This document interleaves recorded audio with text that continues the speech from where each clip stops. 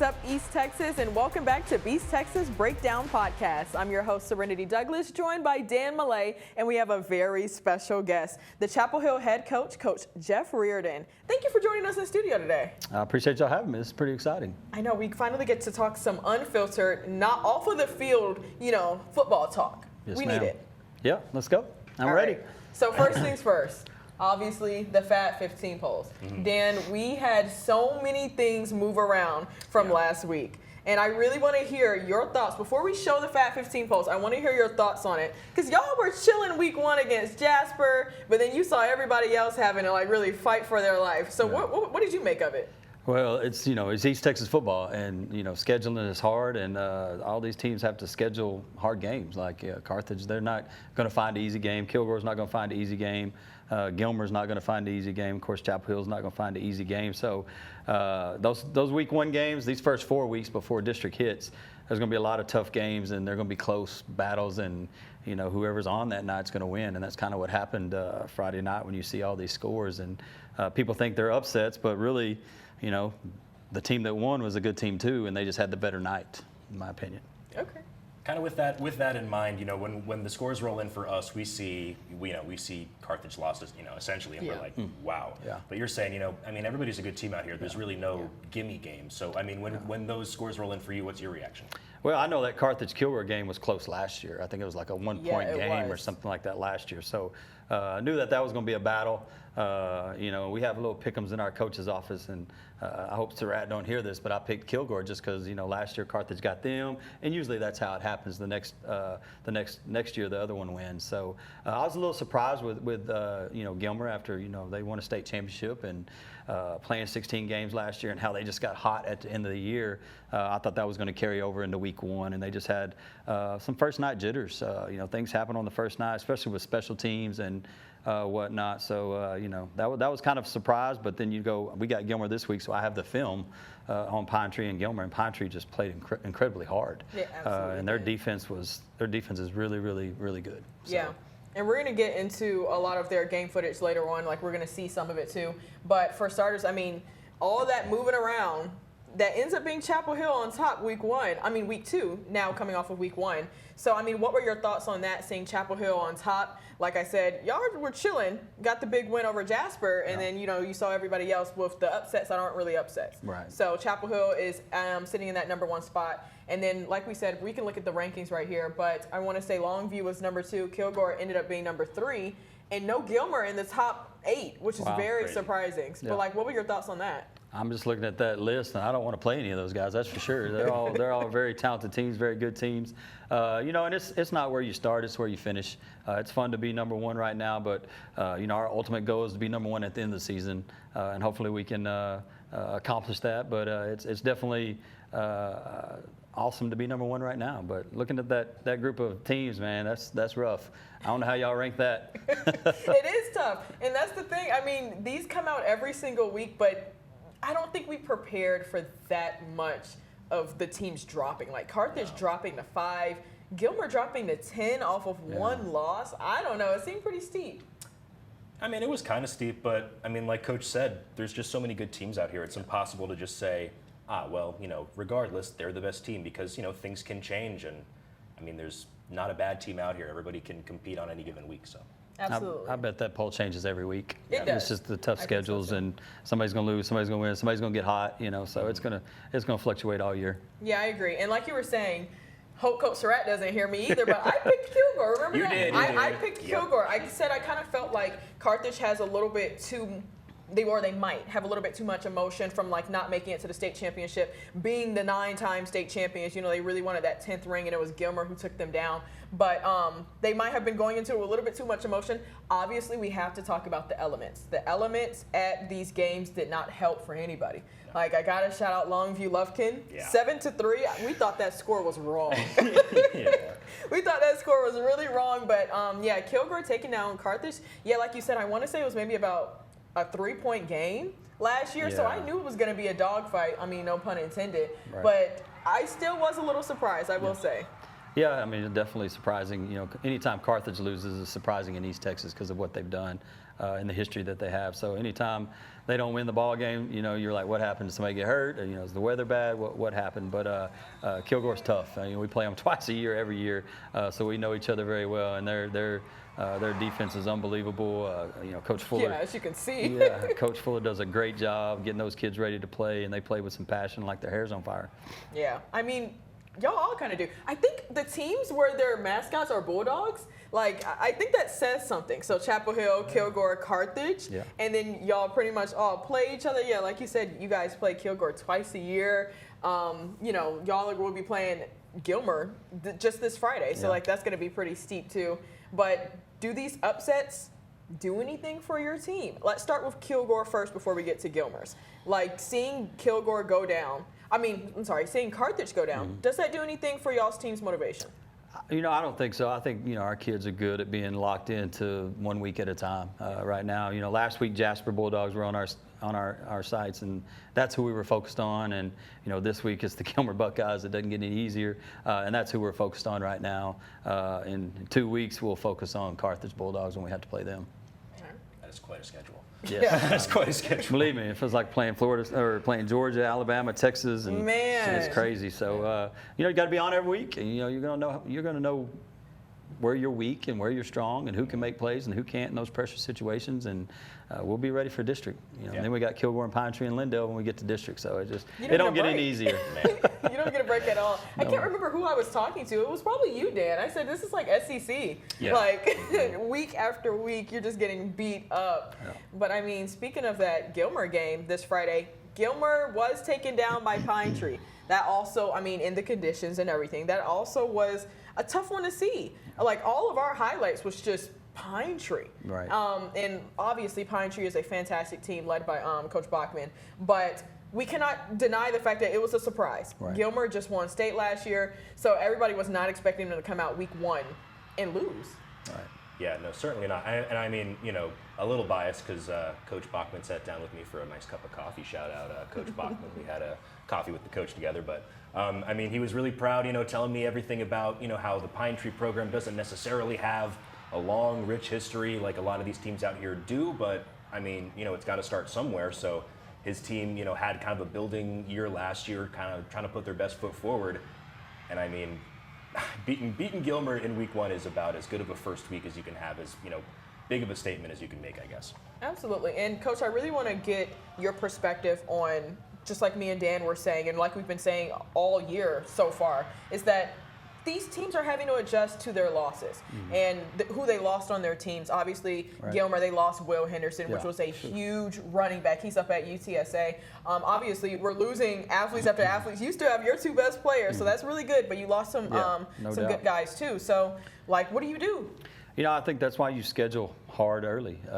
You kind of have to, but you know, to see what those kids are going to do in those situations, kind of like we talked about earlier. But we lost, you know, 6 or 7 kids to the college ranks last year, and replacing those guys is tough. But you know, the worst thing happened for us, in my opinion, on Friday night when Pine Tree beat Gilmer. You know, Pine Tree's going to get that confidence that they need. That's going to make them even tougher, and Gilmer's going to come in upset. You know, Coach Metzel's going to have those guys getting after it this week. They're going to come in angry to Bulldog Stadium on Friday night. So I would have preferred Gilmer to win by 50 points and been chilling You're this right. week and not as focused and maybe smelling themselves a little bit and you know, eating the cheese, as Bill Parcells used to say. But you know, we're going to have a tough night Friday night because them Buckeyes, they're not used to losing. And I know Coach Metzel personally, and it's been a rough week in Gilmer, Texas.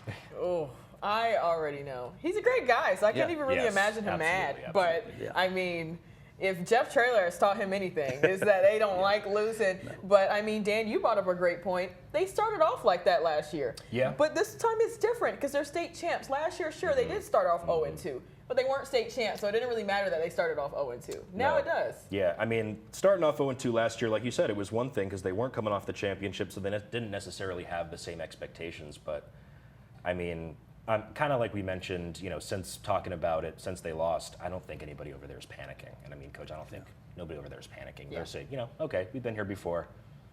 Yeah. You know, we go from here. I mean, it's not, you know, it's 1 week. It is what it is, and I think they move on. Yeah, and sometimes as a program and as a coach, you're kind of, that loss wakes you up a little bit, but it's also a little relief. Now you come in a little bit, without the target on your back. You got some things that you can really work on, but that pressure kind of subsides a little bit. I know, last year when we got on that hot win streak, we beat Gilmer in the opener and we won some big games. All of a sudden we're #1 in Dave Campbell's 4A poll. Like, that's a lot of pressure on kids, high school kids, to every week have that target on your back. And when we finally slipped up and had a bad night and lost against Lindale, it just refocused our teams. And it was like a relief for our kids because they didn't have that pressure of the #1 tag on their back. You're absolutely right. That really gives a different perspective on it. Obviously, the better you do, the more pressure you're going to have. Yeah. Because now everybody's waiting for y'all to fail. Like, Right. what is Chapel Hill going to do? Yeah. When is it going to come? Yeah. But, I mean, and now we can finally talk about it, Coach, if that's okay with you. Yeah. I mean, it did happen at State, and that was extremely unfortunate. Y'all ended up dropping to Anna. It was such a great accomplishment to get back to State Right. once again. Like, you guys, y'all know how to get to State well. But dropped to Anna, and just in a tough way, too, like zeroing out. And talk to me about, now that it's over, and as you can see, like, there y'all are walking out of the stadium, like, what was going through y'all's head? What was the energy that ended up leading to just not a successful game? People ask me that question. It's a tough question, but it's, football's football, and it happens. You see it every Saturday. You see it every Sunday. Anybody can beat anybody, and, we just had a bad night to have a bad night in the state championship game. Just a lot of things weren't going right. It was just out of sync offensively. I think defensively we played well enough. We held them to 24 points, but we just wasn't that same team offensively because we were just missing little bitty things throughout that game. And I tell the kids all the time, the little things make the big things happen. If we would have executed those little things early, I think it would have been a different type of game. And even we came out the second half, we had a lot of juice, we had a lot of positive energy, and we're going down, about to score, and we fumble. Just those things happened to us, and it was the worst night for them to happen. Like, why didn't that happen in pre-district way back then? And it just, we snapped the ball out of the end zone, gave them free points. We had a miscue on a punt during special teams. We had some drop passes. A lot of people don't know, Ricky had surgery in the offseason. He tore his meniscus the week before, so he was about 70% in that game. So that hurt us a bunch. My son, he tore his PCL and ACL in the week before, so we missed him in that game. So, that's not an excuse. We still got to show up and win. But we had a lot of injuries. A lot of the negative things that can happen in football just happened to happen that night, and we just couldn't recover from it. We couldn't get the momentum back. Yeah, I mean, you're adding a whole different perspective that a lot of people don't even know. Yeah, seriously. I mean, to think that, y'all star running back gets injured, that affects the whole entire team. No doubt. Like, everybody's like, oh no, Ricky's out, what are we going to do? Right. Cameron, Dimitri is like, what are we going to do? Really trying to lean on those guys, but at the end of the day, they're just kids. Right. Do you think any of, like, their nerves got in the way too? I think anytime you're in that atmosphere, like, there's some nerves if that's the first time you've been in that atmosphere. I don't think it affected the game as much of us just being off a little bit. And Anna having a really good team. I mean, they're a really, really good defensive football team. We gave them a lot of advantage in what we did in that game, just not doing what we normally do in a game. But, we got there. We know how to get there. The goal is to get back, and if we don't, we're terrible coaches. Well, kind of with that in mind, Coach, the thing as you're talking about that comes into my mind is, like you said, the score necessarily wasn't a one-score game, whatever you want to say, but it was kind of the little things here and there that didn't quite go y'all's way. So, how does that kind of maybe sharpen? And obviously, I know that y'all have made runs before, but how does that kind of sharpen y'all's focus in the off season coming into this season? Obviously had a good first week. How does that kind of shift the mindset, if at all, coming into this season? I think, coming into offseason, had we won a state championship, there'd have been a little bit of complacency. And it's easy to get complacent with what we've done the last 3 years because it's unheard of. It's hard to do. Like, people don't understand how, football happens. You got to be on every night in the playoffs or you go home because you're playing really good teams, especially at our level. So if you have a bad night, you go home. But the last 3 years, what we've put together is unheard of and been really fun to be a part of. And even this year with, like the core of our kids coming back, we should. Everybody thinks we should get right back to where we left off, but it's just so hard. Like, you got to be on every Friday night. The ball's got to bounce your way.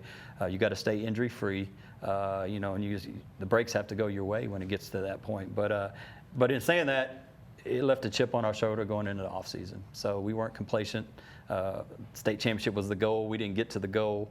So the kids came back in the offseason and worked like we didn't even make the playoffs. That's kind of the mentality of where we were at. Offseason was good. Summer was good. We jumped in the fall camp. Kids are flying around. We jumped on a bus and went 2.5 hours to Jasper, which was probably good because we missed the rain. We didn't get the rain up here in East Texas. We were dry a little bit pregame, but after that we were dry. And I think when that first kickoff happened, all that pent-up anger came out on the field Friday night against Jasper, because Jasper's a really good football team. I mean, they had the #1 tight end in the nation going to A&M. They have a left tackle going to University of Houston.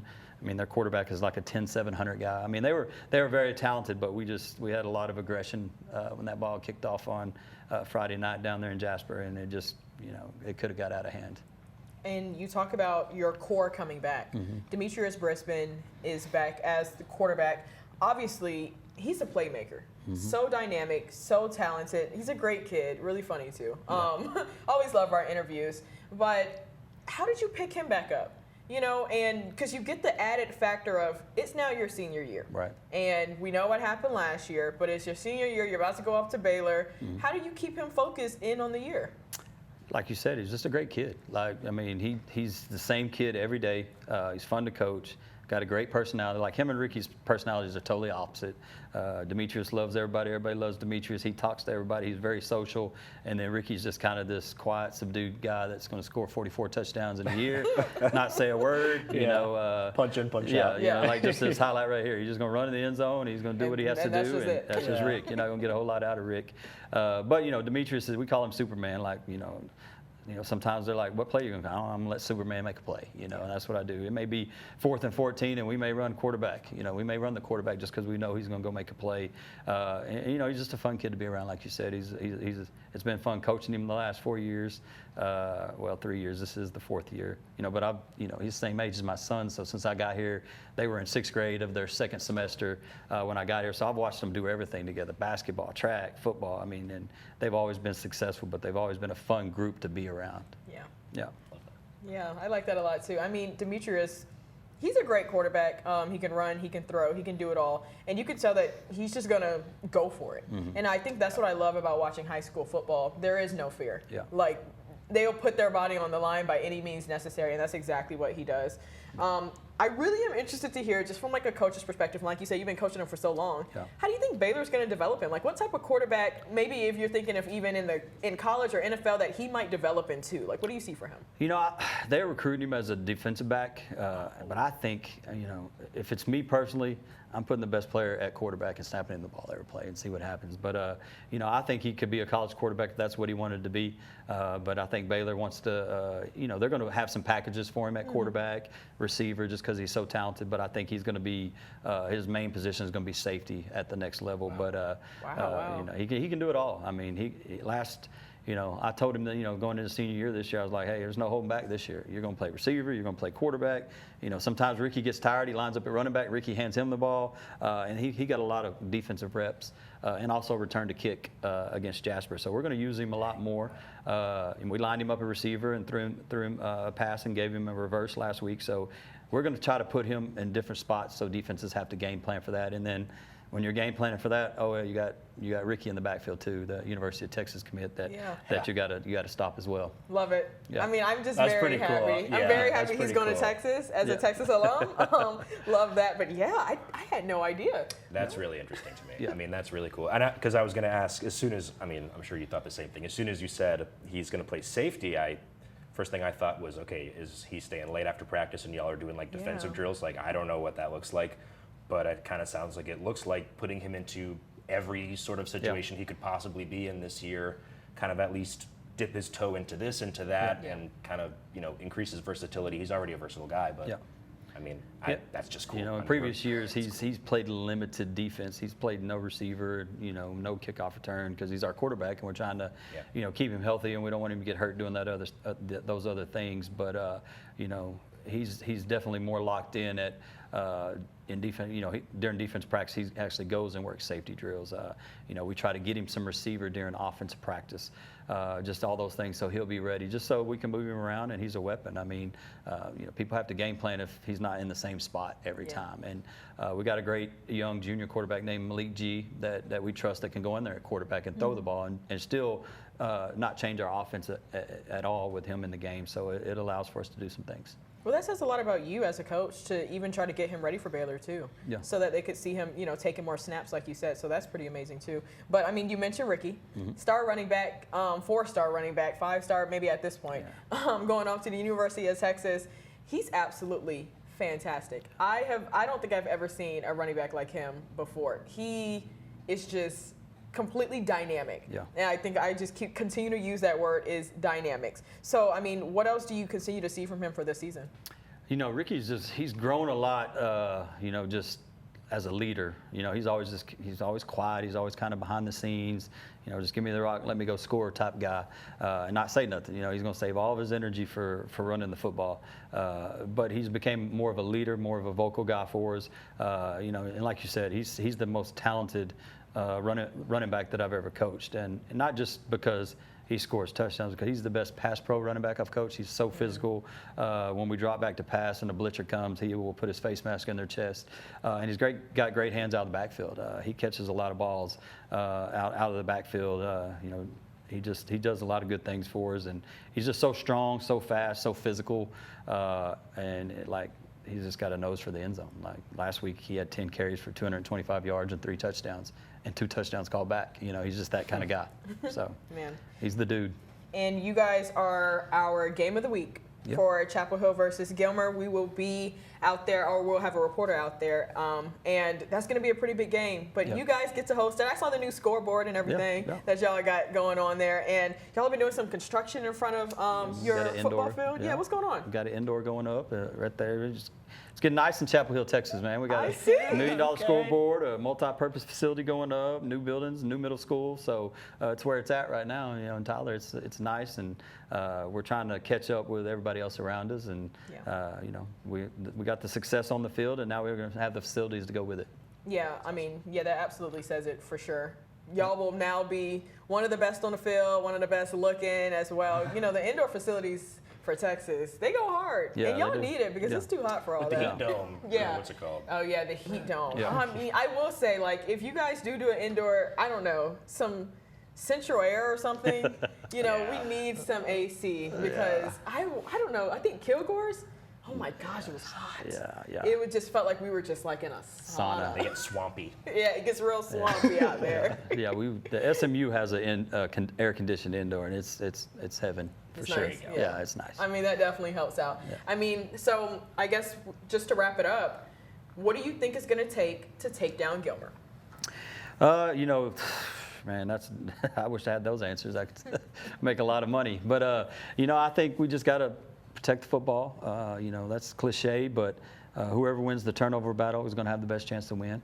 Both games that we played Gilmer the last 2 years, the first year they beat us, we had 6 or 7 turnovers. And it was still a pretty close game, but 6 or 7 turnovers, you can't overcome that. And then last year we won the turnover battle with them. So I think that's going to come down to be one of the crucial things. And then, your guys just got to play hard and make plays. When the ball's in there, they got to go make plays. We got to tackle, we got to tackle, we got to block, and we got to make plays. And I think we'll be okay. But Gilmer's going to be trying to do the same thing. And they're a very good football team. So, come out and get there early. Parking's going to be tough. It's going to be sold out. So if you want to see the game and get a good seat, you better get there early. All right. Well, high scoring or low scoring game? I think it'll be, I don't want to make my defense coordinator mad, but I think it's going to be a high scoring game. There's a lot of talent on the field. All right. But both defenses are really, really good. So we'll see. All right. We will be looking forward to that for sure. Coach, thank you so much for coming out to the studio down here just to chop it up with us, talk some football. It's great to have you. Hopefully we have you again. Yeah. We're going to be following the Chapel Hill Bulldogs throughout the entire season. But this is Beast Texas Breakdown Podcast. Make sure you guys tune in and see all of our episodes on CBS19.TV, also on our YouTube channel. All right. That's all. That's it. That's all. Good. Awesome.